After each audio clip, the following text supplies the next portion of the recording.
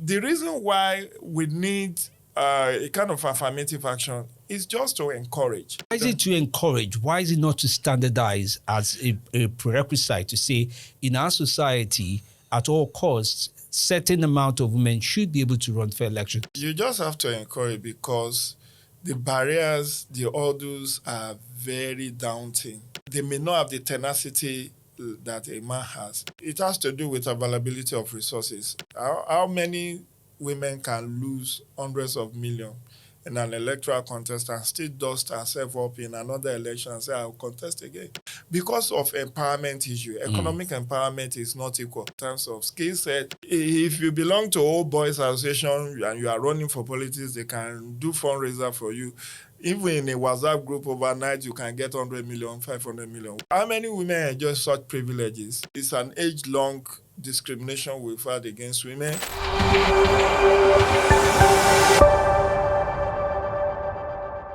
Many thanks for joining in. This is Matters That Truly Matter. Well, we'll try to uncover the significant conversations as we have them in the society. Some would say even very, very obvious in the population.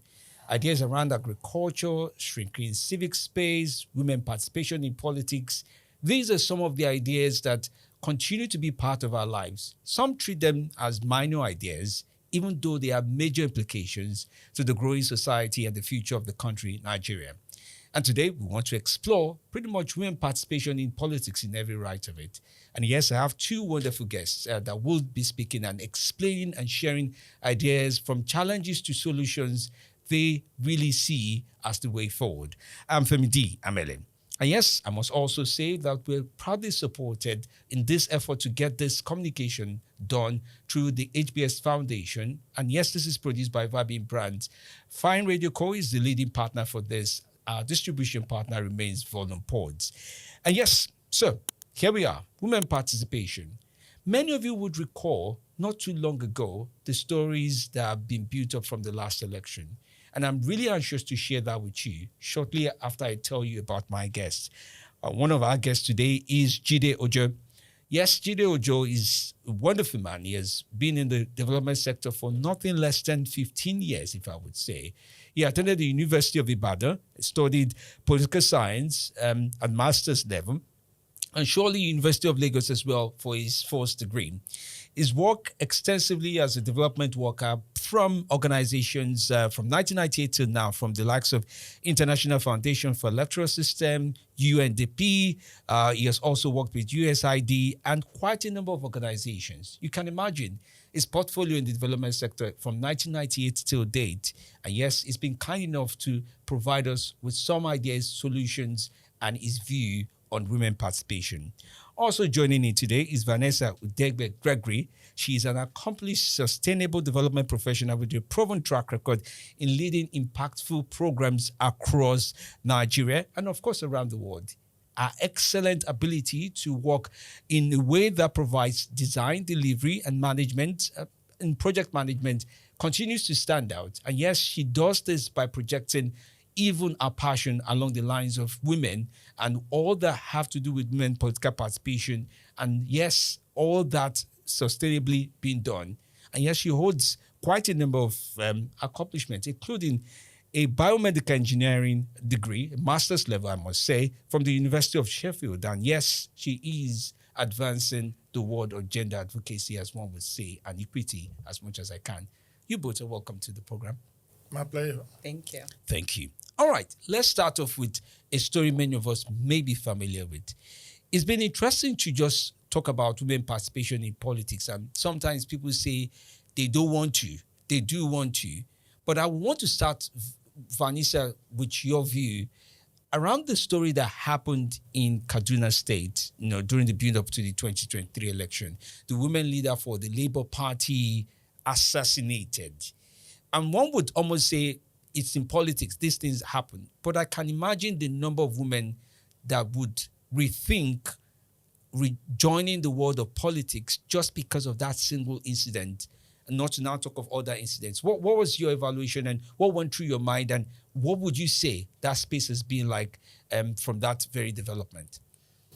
So I would agree that it's had impact on women deciding whether to come out, to participate in politics. And you did mention politics is a dirty, violent game, and especially for women, because intrinsically, naturally, we're not, according to the world, we're not supposed to partake in such acts or be seen to be doing things that would perpetrate the ways of men. So a lot of time when we look at the situation and the fallout from that, I do say yes, the effect is a lot more women probably are afraid of coming out. And it has a lot to do with who's going to look after my children. You know, they have a lot more to lose, quote unquote, if they suffer in the same way that this lady suffered. So I think there is a reduction in the coming out, but I also don't think it should be so much of a deterrent, because again, you did mention there is violence in politics, be it male or female. So I think your passion for changing the country, or even as small as your local government or your environment, should be stronger than the possibilities of violence, because at the end of the day, you could be walking down the street and get kidnapped in Nigeria of today. It's not like you are safe, regardless of what you do. You could be hit by a car. There's so many things that can happen to a person, regardless of gender. But if you have that passion and that will to change your space or Nigeria as a whole, I don't think you should push it down just because of fear. And it reminds me of a book I read about a woman who participated in politics, where she said love is not enough. And you're talking about passion. And I'm looking at the elections we've had in Nigeria. And this question also, I will swing to Jide on this. You know, when women try to evaluate why they should participate in politics, for example, do you think that has changed with every build-up of elections? We saw some level of participation when 2015, where we're almost saying, oh, okay, even without some sort of guiding law, there seems to be now ready. The evaluation by women, everyday women, to say, I will participate in politics, not just this election, not the next election, maybe in the years to come. What do you think is some of the things that guide and their decision, right, on whether they should or not participate in politics? So I think there's many factors. So we can talk about the, again, I think it starts with passion, because regardless of what we might say, the two genders are biologically different. They also think differently. So it can be a thing. A lot of times when you read up about like women's leadership and stuff, you find that in when you have a women leader, quote unquote, not in the sense of political parties, but a woman that's a leader, the healthcare thrives. You know, there's certain aspects of society that thrive, which are the things that are important to women at large. So it could be something as simple as, you know, listening to the women in her vicinity and the problems, and her knowing that if I was up there, I could change this. You know, it's just, I think it comes down to passion and that will to want to help out in your local environment. So. And Jide, I mean, just to put this also to you with regards to the choices, the barriers, the challenges that women want to take. It's one thing to be passionate, it's one thing to even be inclined to. But when you look at the internal politics and process of some political parties, the woman would ask herself, where does she jump in? Where's the fence the lowest? These are visible questions that one would wonder about the internal party structures that we have in Nigeria. There are more political parties that are building up now, but one would also wonder about where does she come in? Should the gates be left open? Does she have to jump over hurdles and internal processes in order to be able to say, okay, this is better than the election before? Thank you, Femi. One thing we need to understand that there are no easy right in politics, whether you are a man or a woman. So men, you wonder whether they had a vision to do politics, because they've lost so many times. So many times they've been threatened, some have had their, I mean, look at US. two lawmakers in is it Arizona or Wisconsin. Someone just went Yeah. shot. Kill them their homes. Yeah. So it's the ground is never level when you come to politics because it's very juicy. It's like a business venture. You want to do business and very successful in that business. You must be ready. You cannot lose guard. That's just even though I quite understand patriarchy has been it's been a barrier, a limiting factor for women, but if you take a consensus and what some men have gone through, you wonder why are they so stubborn at it? You heard of somebody like Abraham Lincoln who failed 30 years. 30 years he was trying and was failing, he was trying and was failing. That was in US. I mean, opportunities were there. He was not a black man. So you won't say it's because of racism that he was failing. But he was so focused, he was so convinced that this is his calling somewhat. Even for lower offices he lost before he became president. So the same you could see for Nigerians, if you take a census of men who contest elections, you find out that 80 to 90% of them failed. Those who succeed is the people we celebrate. However, the reason why we need a kind of affirmative action is just to encourage. So many things have Why is it to encourage? Why is it not to standardize as a prerequisite to say in our society, at all costs, certain amount of women should be able to run for election? It's one thing to have it as a standard, it's another thing not to have the women available to run if that's the case. But why should it be to encourage? Why should it be as part of a standard process? You just have to encourage because the barriers, the hurdles are very daunting.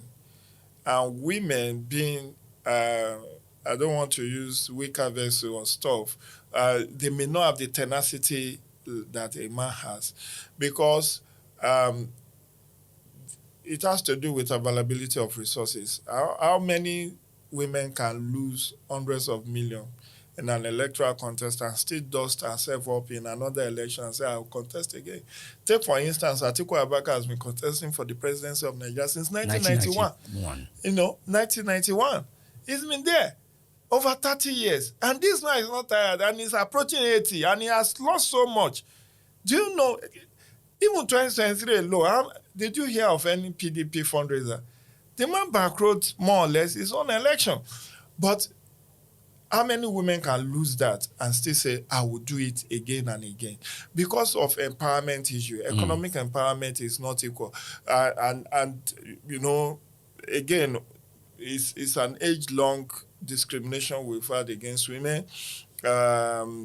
Even in terms of education, we still battle with girl child education, particularly in northern Nigeria, where the girl child is mostly, they form larger bunch of out-of-school children.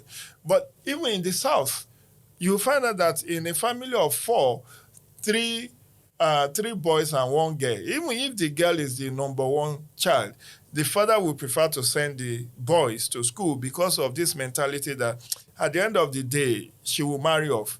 So when you look at that lopsidedness in terms of economic empowerment, in terms of skill set, and in terms of ability to even get support from the social circles. If you belong to Old Boys Association and you are running for politics, they can do fundraiser for you. Even in a WhatsApp group overnight, you can get 100 million, 500 million. We've seen men that a friend would just say, I'm paying for your nomination form. But how many women enjoy such privileges?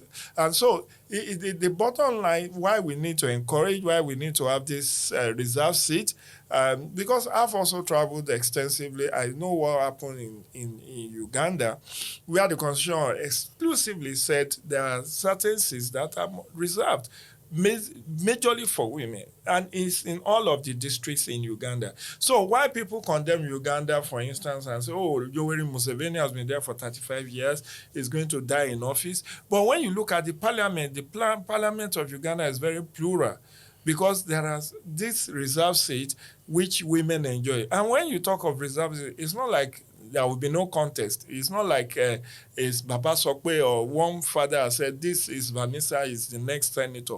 It still has to be contested. There will still be primaries, there will still be election. And then, what I saw, Section 78 of the Ugandan Constitution, which also talks about reserves it for even for persons with disability, for labor unions, for military, armed forces. They have 10 seats. So that means it is highly systemized. And this is me bringing Vanessa to jumping into this. That means it's highly systemized. But even at that, in a country like Nigeria, and Jide, I do get your point. I want to come back to you to even explain more. But even in Nigeria, what looks like it is not systemized in itself as a system. So sorry, I have to say it that way. One would do say, for example, that it's not today that we've heard of laws that guide 35% reserve seat. We have 50% women who can vote in any direction they want in an election. The choice to do so is there. But I wonder about if the word encouragement, and Jide, this is not me picking on you, but if the word encouragement is part of a flaw in how we approach systemizing the opportunities for women. I don't know how you do see it when you think about the policies that allow them to excel, even if we're dealing with policies only. How do you think we're systemizing by not systemizing? I don't know if that even makes any sense. I think I understand what you're trying to say. So I am inclined to agree that the phrasing of these things can have an effect on whether they are put into effect. So, for example, we call it the additional seats bill, but more commonly used now is the special seats bill. And there's now a problem with the name special seats, because some male lawmakers are saying what makes these seats special and not our seats. So why are these special seats? So wait, for those who don't know what that is, do you mind stepping back a little bit to explain how the concept of special seats started off?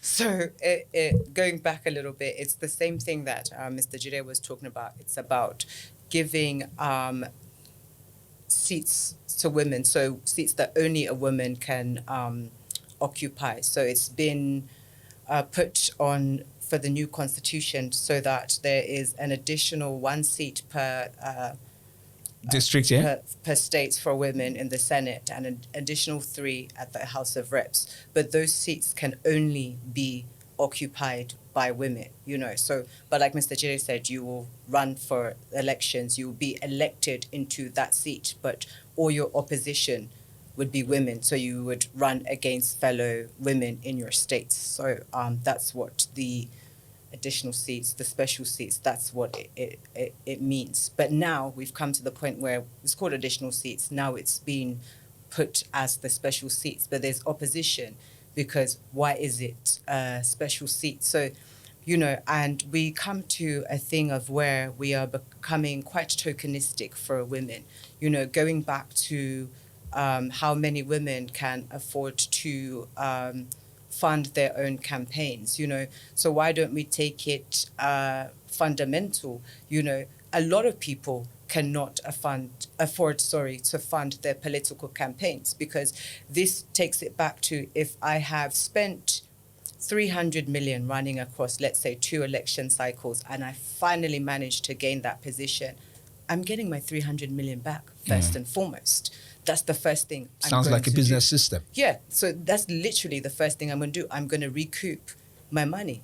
If I have a 4-year term and it takes me 3.5 years to get my money back, I'm going to do that. It's just human nature. You need to recoup your losses. So rather than saying, we give women free nomination forms or other tokenistic measures, let's focus on the fundamental issues of decreasing the cost of politics. So you hear about the cost of these nomination forms and you wonder, okay, I understand it goes into funding the parties, but there must be other ways to fund the parties. It shouldn't cost this much to run an election. It's not sustainable for anybody, so. No, you're going on. I was asking about systemizing by not systemizing, yeah? And you were responding to that along the lines of the fact that nomination funds, which is a very good place to even push into the issue of the party component of their journey. We're talking about their arrival now, right? Mm-hmm. And if you're in the race and you're in the race long enough, you possibly can arrive on a due date to start recouping. But there's a political party as well to run through. And Jide, it is interesting to say that the last set of election in Nigeria, for example, I think that was 2023 election, a lot of parties, they put up, and I would say it's public relations materials that indicated that they are gravitating towards a system that allows a woman better opportunity. For example, the nomination form. Yes, still expensive, but it was not as pricey as that of the man. And they'll say, oh, that's something they did. A lot of the parties also put forward the front that, oh, for certain positions, right, in terms of the leadership of the party, this woman, that woman, I think I can think of the APC, structured in such a way that, oh, women this, young people this. I'm not sure of the other parties. But it makes me also wonder about responsiveness of political parties we have in Nigeria. Right now, we have 19. I know there are other people applying one way or the other, which would make me go to Vanessa if there should be a women party at some point in time. So I have that at the corner of my eye. But just to get your understanding of the point of responsiveness or structure on which parties are being put forward to say, we're responsive and responsible to allow women to, is that real or is that a facade? Yeah. Let me not be categorical, but let me give you an illustration. Okay. From what I learned, if you look at South Africa, they do not have affirmative action in the South African Constitution, but they have it in the ANC Constitution, and they have respected it. And over time, you've seen exponential growth in the number of women in South African Parliament. But our political parties in Nigeria are only supporting women with slogans, what I would call sloganeering. You see, PDP will say, oh, we are all for, in fact, we have a women directorate, we have a women department. APC will say same. And for me, if only they practice what they preach, we will not be in this coup d'etat. Do you know, way back, 2006 was when we first have gender policy, national gender policy. 2006, that was under Obasanjo. How many presidents has come thereafter? The closest we have ever had in terms of appointive that crossed the 30% mark was under Goodluck Jonathan, and it was for a short-lived period. As a he for she, even in my column, I've taken up even the current president up on his promise, just like Muhammadu Buhari said, that they were going to give women 35% in affirmative in appointive position. Now, this is for me the driver. If only the party are committed, we don't even need this constitution, because sincerely speaking, even if today, with the constitutional alteration that is going on, we decided to have independent candidacy, it does not favor women. You know why? Independent candidacy is even going to make it tough for a woman to win, because you are without structure. You are on your own. The party will not throw its weight behind you. There will be no party members to help you do volunteer work. So you have to pay for everything. In fact, from the starting point will be to collect signature. You have to collect signature, certain number of signature across the constituency where you are contesting. And so they will be you out of the race. So it's better to sanitize our party system. And that's why I feel our presidents and governors have not done enough, because with the kind of influence that Nigerian president, and I don't want to just say this particular one, that particular, if a president can get a party chairman out of office at the snap of a finger, can't he at the snap of a finger say, I want 35% representation in the National Working Committee of the party? Because it starts from there. Why should a party with 25 NWC member have only 2 or 3 women. That is where it starts.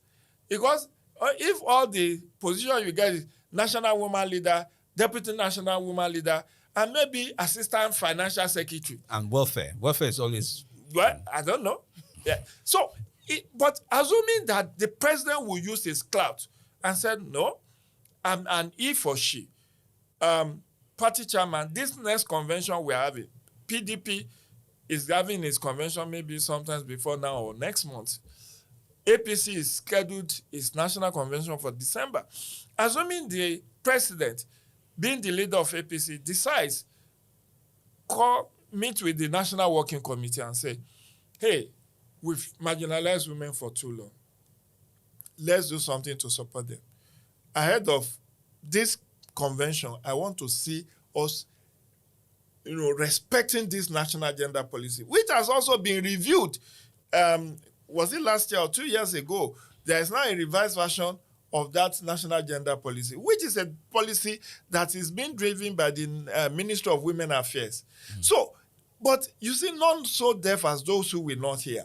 And that's why it may be sexy to promote law reform, have this in the law, have that in the law. The big elephant is always implementation. I've always cited this example, even this morning while I was one of my media interviews, I was citing the example of the alteration of constitution 2 times in 2018 and 2023. We altered the constitution to give financial autonomy to state judiciary and state houses of assembly. Femi, go and do your check. The governors have ignored. They've not implemented. Yeah. That's the constitutional alteration too.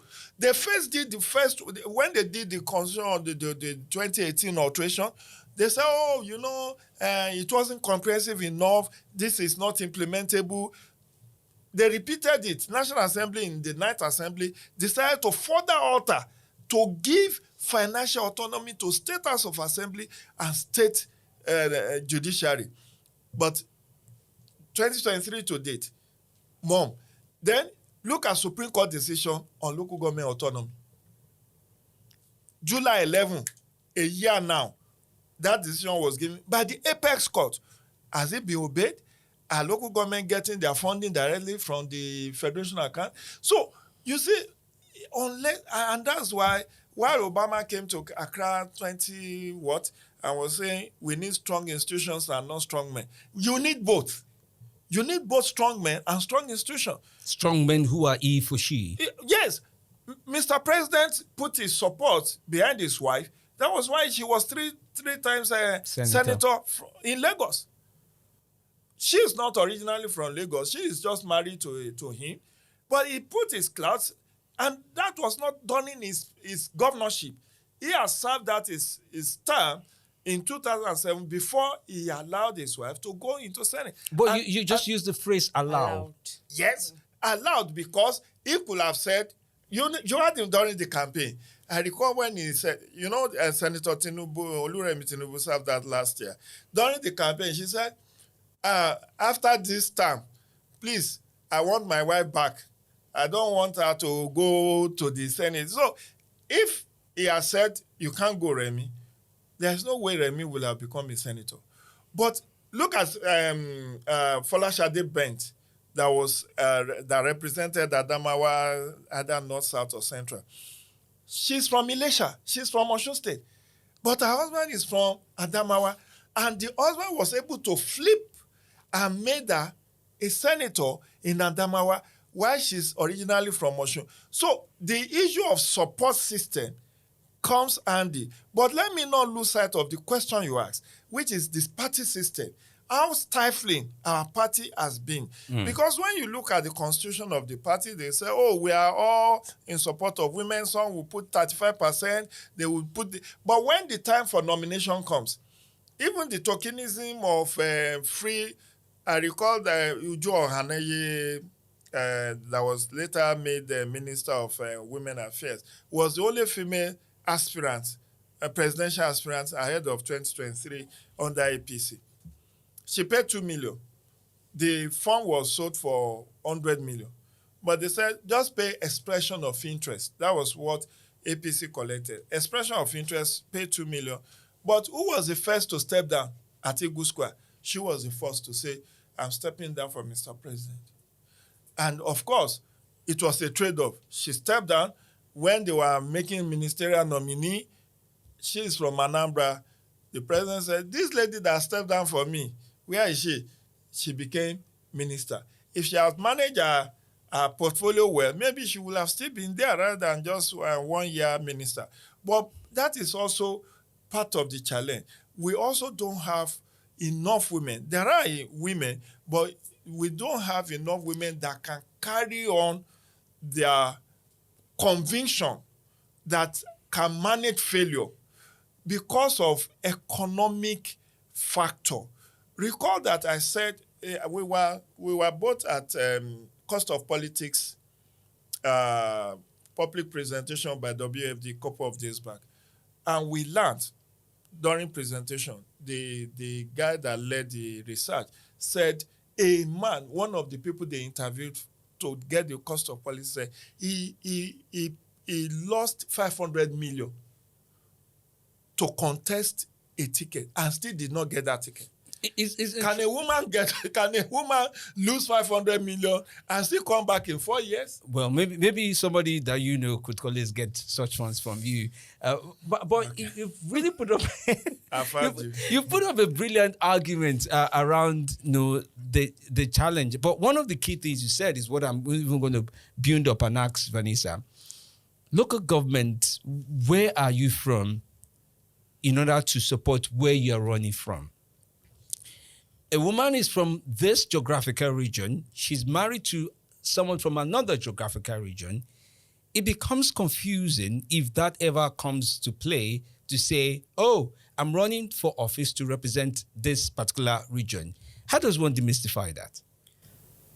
So again, this is one of the 5 gender bills that has been put forward. But I think it's a simple solution, and I think for the woman it should be seen as a benefit, not a curse, So I think it's your conviction where you decide to run. If you decide to go back to where you're originally from, and I think the way we conduct elections it needs to be from the grassroots. Do you understand what I'm trying to say? So if you're a woman and you're from place A, but you married into place B or C, you should look at what convicts you to run for politics. If you look at place A and you're like, the maternal infant mortality rate is really high, and that is something that means a lot to me, and that's something I want to do, you start doing the work there, you get known in that place. So that makes it optional as against a man being from one place.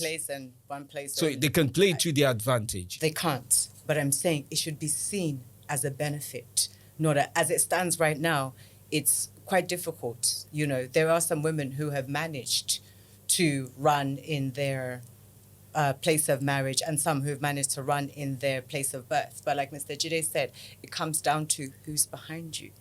It's a game of who's backing you. And I feel like a lot of times in that situation, it's not on the on the basis of gender. It's just about the forces that be behind you, so.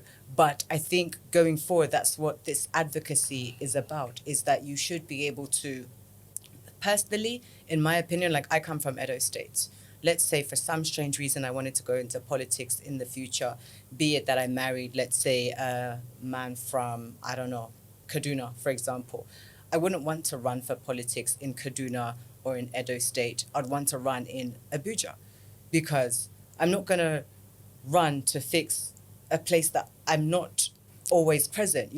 The things that shape my day-to-day life are the things that I want to fix. I don't know what turmoils and tribulations they're facing in Edo State. I don't know what's going on in Kaduna State, but I'm well aware of what I need and what I would do in Abuja. So I think that state of origin thing, it needs to be looked at for both male, both female, because a lot of times you hear they say, oh, the lawmakers live in Abuja and, they visit their states. So that should be some form of requirement. There needs to be, if it's a living requirement, if you need to be more present in the place where you're representing, I think, for everybody. So I don't think it should be determined by gender, age, whatever you want to call it. I think it should be a place where you can actually make a difference. And let me push you a little bit forward on that. I mean, you've provided so much clarity, the passion, and the understanding of where you come from. So there's also this clever resistance that is there that women do face. So there's a saying of men have too much pride. When did you join politics? You want to go and start at president, vice president. You're even doing senator. Why can't you go down, all the way down, councillorship if it's possible? Why can't you be chief of staff to somebody be a political appointee to somebody one way or the other? Do you think sometimes, even when we speak about this in the most elite way, we are expecting women to be overreaching? And this is coming also to you. If they're overreaching to say, I want to start at this level or nothing. I don't think so. So this is one of those things that I'm in two minds about.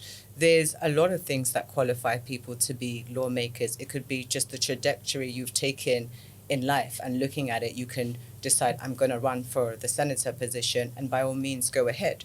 But I also do agree that politics is a game, and a lot of times women, we don't know how to play. So if you have started like as a career politician, so at the local government level, and working your way up, you would probably be more successful when you start playing for the higher stakes, because there's certain things you would understand better. There's certain ways you would play the game, quote unquote. So, but I don't think it's either or. I think it's a very personal decision. Like, imagine now a lot of senators are over 60 years old, right? Do you want a woman who's 60 years old to say, okay, I'm going to start working the ranks now? She's never going to get in the ranks. But in that 60 years, she's developed a lot of experience. She has made a lot of mistakes. She's learned from her mistakes. There are things that she can apply to the senator position that would not even be applicable to things that she would do at the local government. So I think it's different. It varies. It's not one rule for all. So I think it's a personal decision. If you believe that, you can work through the ranks, you have the time, and that would be the best use of your time, by all means, go in that direction. But if you feel that behind you have a wealth of experience that the country would benefit from, reach for the stars. And stars many do reach for. I think about the FCT senatorial position. Senator Reti Kingbe did click it, right? Compared to the man who had stayed on for a while. That's referring to the services of, I'm trying to pick up his name, I can't see. Philip Aduda. Yes, Philip Aduda. He was on for about 24 years, if I'm not mistaken, in his role before there was that moment where she did take up. And many people say, maybe she's just, she walked, but then there was heavyweight luck on her side in getting that position. Do you think there's also that need to build from the scratch? I mean, just like Vanessa did say, about building from within and be sure what you want and be sure where you want to land. Femi, sincerely speaking, even if you go by the story of Ireti Kingebe, senator, she's failed severally. It wasn't her first time in 2023 to nick it. I think that was her fourth or fifth time contesting. So she's built a name. Many women cannot wait out to build a name, a recognizable name. See, I'm not a politician, but I'm a political scientist, and I do know that quite a number of people, my governor in Oyo State, Seyi Makinde, it was the third attempt that he nicked it. He joined, he contested first time, second time, he lost. He lost to Ajimobi. The two times Ajimobi was governor, he lost. It was on the third attempt that he won. So it's not even about having all the resources. You must have the patience. You must build the structure. You must have a brand. You must have a name. And that is the impatience that women... See, I quite agree. You were talking alongside of maybe women had pride and they should just... I've encouraged women also to start from lower rung of the ladder. We have several examples. People who cut their teeth, political teeth, from the lower rung of the ladder, because then you build experience, you build a name. People like Pauline Tallen, Dame Pauline Tallen, who later became deputy governor, became minister. She started from local government, and several others. In fact, at a recent workshop I attended, I alluded to Senator Itaena. If you know that man, he's a rugged politician, started from councillorship. He was a councillor, from councillor to the chairman of local government, to state house of assembly member, to house of reps, to senate. So he's built a name, he's built a brand. And Muslim Obanikoro from Lagos was chairman of the Tiosa local government in Lagos before he became, later on, became senator and then minister of state for defense. So there are bouquet of examples you can give that, particularly for women, it is highly recommended that you start from the lower rung so that you understand the intrigues. There's a popular saying that experience is not bought in the market. You can't merchandise it. You can't order it online. It's not available on Google. You can only read and experience. That's why I call it experience, what you went through. If you didn't go through and you don't have a godfather, you are not a wife of a governor. The wife of former governor of Abia State is there in House of Reps. I think, was it, I don't know, Khadijat Buka stuff. I think she even, there is one, maybe she's the same woman who resigned her ministerial nomination to go to the House of Reps. It's her preference. We've had the wife of former governor of Niger State, who also came to Senate, I think, at some point. So if you do not belong to this elite class of husbands with deep pockets who can back you up, then you must understand your limitation. And what limitation? You do not have the war chest and you don't have the network. The popular saying is that your network will determine your net worth. So if you don't have old boys association, you don't have these old boys. Maybe I should change my own. It's not just about old boys.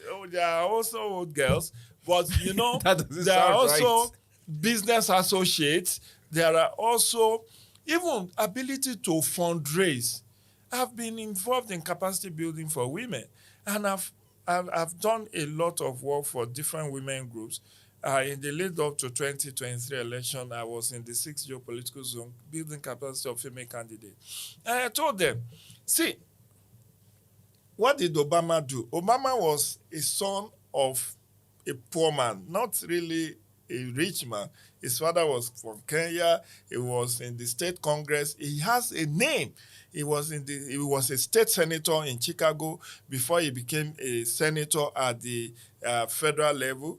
And he gave a speech which turned his destiny around. And from there, he looked at his options. How do I raise billions of dollars that I would need to successfully win? Being a black man, you know, it was an uphill task. It has never been done. I recall the day of inauguration of Barack Obama. This guy, Reverend Jesse Jackson, was weeping.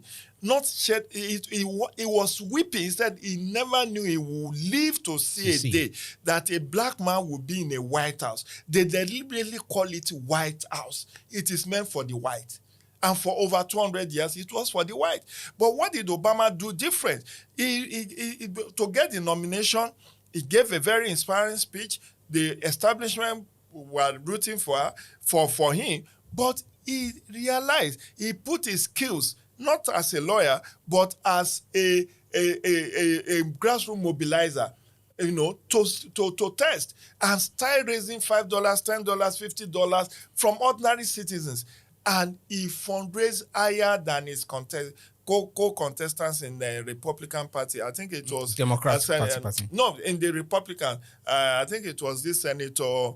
Is he not late now? That was his first. McCain. John McCain. And despite being a black man married to a black woman, from an African country. All the odds were stacked against him. And it was like, these old billions will go down the drain. But do you know, as at that time, I was working with an American-based organization, International Foundation for Electoral Systems, and we're at USAID, and they always gather us to do the mock voting and all of that. And I was like, even praying for somebody in the US who doesn't know me, I said, well, I hope this man will break the glass ceiling. And he did. Not just once, twice. He did. And that is the power of conviction. But again, what is your vision? Do you think politics is a sprint? Is an 100 meters dash? Not for man, not for a woman. Everyone you must tell your conviction. I know your story, Femi. You understand? You took a bullet to start this. I mean, you were having your monthly paycheck and all of that. You rose through the ranks. You were a name. You had a brand. But you said, I want to do something for myself. That's the way politics is also. See, people, I gave you an example of people who have failed severally. Yet, because they didn't lose their vision, they lost money, they lost time, they lost friends, they lost so many things, but they never lost their vision. And it paid off eventually. So the bottom line is that women need to be encouraged. The patriarchy and other variables that have been working against them, issue of violence, money in politics, issue of the law, and all of that. Yes, we can tinker with all of that, but don't think even with all of those factors removed, all those cleared, that you have it easy. No. That's why if we are able to get this reserve seat or special seat, true, it will just be a beginning point, because I also understand that this special seat stuff is for a 4 electoral cycle. So it's not ad infinitum. After 16 years, the status quo will remain. And don't think 16 years is a very long time. Oh, no, it's not. In politics, you have that for 16 years, and then you've moved this high, and then in the 5th election, you are even struggling to see where are they. So the bottom line is to stay true your conviction, to encourage women to start from lower rung of the ladder so that they can gain confidence, they can master the intrigues of politics. Because truly speaking, politics is a game of intrigues. And it's not just about singling out a woman or singling out a Senator Nkechi Nwogu from Abia State won 3 consecutive times as a senator. Look at Anambra has been producing consistently women senator. What did they do? This woman, Stella, the one that was Stella Odua, then the joy of the Senate, that was also, Anambra has been producing female senator. How did they do it? We have also even in Southwest, someone from Mulikat Adeola rose to become the majority leader of House of Reps, and she has documented her experience. I have been involved in our stories, and there was a book project. I contributed a chapter around 2007, which gathered Ambassador Ikoyo Toyo spearheaded. I had a chapter in that book. So the experiences of people like Nkoyo are valid enough to be studied. People like Senator Sumonu, Monsura Sumonu, who was the first female speaker of Oyo State House of Assembly since Western Region. She was the first female speaker and rose to become also the first female senator from Oyo State. These are people who broke the glass ceiling. And these are people that needs to mentor, today's politicians. Because what I see with the millennials and the Gen Zs is that immediacy. It has to be now. I can't wait 3-4 electoral cycles to gain victory. It has to be now. Otherwise, I was rigged out. If I don't win, I was rigged out. It's not so. You are not rigged out. It's just that some women and some men anyway, don't even know how to build on their social capital. that even when you don't have the deepest pocket, you can use your social capital. Your network can bail you out. Bail you out, People can volunteer. People can volunteer for you, even without you paying them. They can volunteer and say, we believe in your vision. Don't pay us. We will be your party agents. We will mobilize. We will be your canvassers. How many people did Obama pay, to win the presidency? And I understand what you're saying, and it's a lot to take in when one thinks about how you eventually arrive and how you arrive and the scars and every other thing that you have to take on. Just as we start to round off, I think about social lynching that women do go through. I mean, we're analyzing for a woman that has finally decided that I'll go through the ranks or go through the experience and see where it goes. But there are some that the best of their ambition ends on Twitter. When social lynching starts, it also ends from the family name, where the family of husband say, you want to go and do night meeting in this house. I mean, these are some of the elements. What's your thoughts about social lynching, especially the undocumented ones, but that do go on?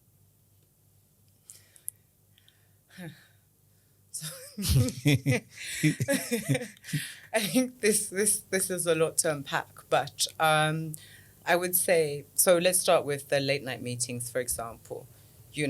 So let's say my husband decides he wants to run for politics and there are a lot of late night meetings.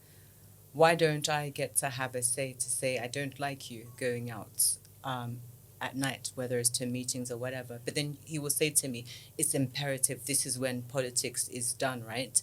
And I'm going to say, go ahead, go get us that ticket, whatever. So let's now flip the script. I want to run for politics, but what, a woman's not supposed to be out at night? But I'm doing the same thing as you. I'm going to meetings because guess what? You said politics is run at night. So in order to play the game, I need to be in the game. But I think it's a matter of re-strategizing.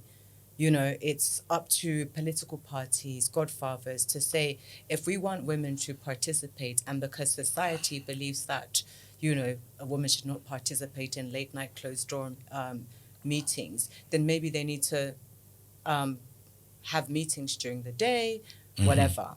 Or it can also be a thing of, we advocate that if it's okay, what's good for the goose is good for the gander. Because why is it that as a wife, you tell me you're going to late night political meetings or whatever, I should be okay with that? It's fantastic. You're a man. It's such a double standard. Because why can't I be going to my late night meetings for exactly what every other man going to these late night meetings is going for? Why do I need to be labeled a prostitute or a whore or, whatever? And then it also makes us pause and think, as a woman, I'm going to these late night meetings with a lot of men. So it raises the question, why don't other men think I should be safe around other men? Okay, Mr. Jide, let me just let you respond to it if you can. Well, social lynching, my own perspective would be, it's not limited to women. Femi, did you hear Mr. President when he went to Nasarawa last week, calling opposition elements political IDPs? You heard him. You are describing your fellow politicians because they disagree with you. You're calling them political IDPs and that they should not be taken serious. Well, so whatever it is, you must brace yourself up. The odds are always tough in politics. Maybe that's why I've never been registered as a member of a party. You can't go through the odds? I can't. And if you can't stand the heat, don't go near the kitchen. So I know they trade in insult, they trade in mudslinging. Did you observe the last Edo governorship election last year? The insult battering between Oshiomhole and Obaseki at every turn. It comes with the terrain, I presume. And you had Mr. President also last week. Was it last week or when he went to Benue? He said, they ate me shit. but I'm their president. He said they hate me like shit, but I don't give a damn. They will call, even in his, go and check Mr. President's June 12th speech at the joint session. Where he of the talked National about Assembly. the PDP and the kind No, he of was even talking about that the members of the National Assembly should not think too deeply about being called names. You know, people call them rubber stamp, call them all weaklings and all of that. He said, look, in politics, you must brace up. Wike has also said it time and again in his live telecast. He said, if you cannot bear insults, don't come into politics. Here, it's a game of betrayal. It's a game of intrigues. It's a game of insult. Even what he didn't do, they would label you as having done. They can do a fresh CV for you and post it on the internet to say you stole your certificate. You never... See, that is... And it's not like singling out a woman or women politician. It's worse for men. They call them all manner of stuff. Imagine being called a forger, a drug baron, a drug addict. And they will say with every sense of responsibility. In fact, you will believe them when you see the caliber of people trading in that kind of insult. And you wonder. And I've seen. I was on AIT years back. I would not mention the person who was trading in the insult. It was a governorship candidate who eventually won. And he was saying, oh, this national commissioner, I know her. She has collected money from opposition. They've bribed her. We are going to... I said, so they threw the question at me. I said, well, if he has the evidence, he should go to the anti-corruption agencies and then go to court to say you've collected. Did you know, I never knew the woman who was being labeled and maligned was watching live from Port Harcourt. The moment we finished, we haven't left the studio. When she called me and said, Jide, don't worry. I know you put up a defense for me, but let them say, that is politician, but we meet in court. Politicians will trade in fake news and still stand by that fake news, even in the face of contrary evidence. That it comes with it. And so, whether you're a man, a woman, a young, a old person, you want to do politics, first develop a thick skin that it comes with and it's not only in Nigeria. I followed the last presidential election in US, was Donald Trump was there no two assassination attempts on his life? One, it is here. Mm-hmm. And people say, oh, don't mind it, he made it up. Somebody died in the course of that. But they then look at the trading of insult between this candidate, what is her name, that was represented, the Vice President Kamala Harris and Donald Trump. What name did Donald Trump not call Kamala Harris? Dumb, foolish, stupid, star. And I was straight. I was shocked. I said, in US, you are trading this kind of insult on live TV. The gloves were off. The gloves were off. And that is the bastion of democracy. So if it happens in US and you, because you are a woman in Nigeria, say, oh, they are calling me names. They are doing... it comes with it. If you cannot stand it, being called prostitute, being called drug addict, they will say you are gay, you are a lesbian, you are this, you are that. But stay focused because they want to distract you. The moment you are distracted, you lose focus and they gain victory. And then when you go to court, they wear you out in court. The court in Nigeria, 20 years, the case is still being adjourned and adjourned and adjourned. Meanwhile, you have won. The opponent that you are trying to call to order will have won, made money to even get senior lawyers that will checkmate you at the court. So the whole package is unsettling. It's unsettling for either the men or the women. But we need to protect our women. Yes. Which is why we are here. This is why we are making this advocacy that, yes, we know it comes with the gain. It's a gain. I've always castigated this use of Machiavellian principle of the end justifies The means. the means, and the end justifies the means. And a few weeks back, I wrote in my column what Mahatma Gandhi. In that piece, I was talking about ethical revolution, that we need to have ethical revolution, and I went into seven social sins by Mahatma Gandhi, and I tried to analyze. He talks about politics without principle. That was in the 60s. Yes. He talked about politics without principle. Even did he not lose 2 of his children?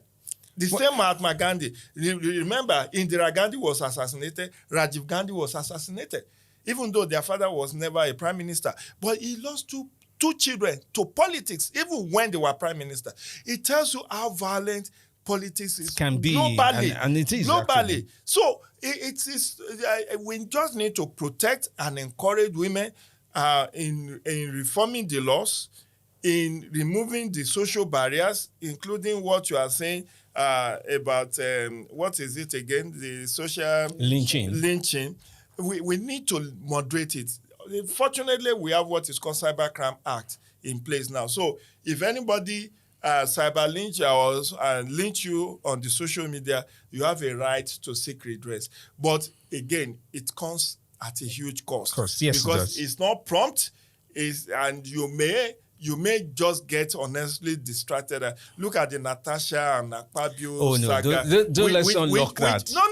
It's just a reference point that I'm not apportioning blame. I'm only saying, even when you look at how the netizens have taken sides in the is it conflict we want to, or the imbroglio, you will see a lot of name calling, either on the part of those who are in support on of both sides, actually. On both sides. So, but will you resign because of that and say, oh, I can't take this anymore, I'm resigning my senatorial stuff? You have to live through it. Live through it. Okay, let's leave it at that. But I would like to, just to hear from you as we conclude, because we're really pressing into this issue. Your final thoughts on women participation in politics. Just your points on this. So again, I think we have a long way to go, but at least let's make a start. So we are doing a lot of work as the various gender organizations, from advocacy. But I think one thing that we need to take away is that we need strong male allyship. It is very integral to our the path we're trying to forge. A big thanks to you. Of course, Vaneza Udegbe, Gregory, is an accomplished sustainable development professional with a proven track record in leading impactful programs. And yes, she does advocate advancing gender equity. She's been doing that for some years and championing women's rights. A big thank you to you for joining in. Jide Ojo, as you know him, quite versatile. He's worked across quite a number of development sector organizations. And yes, he's been on this from 1998. He has continued to provide his teaching, his experience, and of course, his viewpoint towards democracy development in the country. And yes, we are grateful that you joined us today during the means of this conversation. My pleasure. All right, and that's it for us for this very episode. Yes, matters that do matter. I do hope you've picked up points that really do matter. We're grateful to you. We've received good support from the HBS Eric Paul Foundation in doing this. Of course, they help everybody understand accountability in various sectors that would help our national development as much as we can. And yes, this very, very episode has been supported through the partnership of Fine Radio Co. and produced by Vibing Brands, distributed by Volume Pods as much as they can. Thank you so much for everybody for listening in. And yes, we do like to read your comments and share with some of our guests as well. And of course, you engage on your viewpoints. We're always very much welcome for you to do so. Thank you so much for all you do. And that's it for me. I'm Femi D. Amele.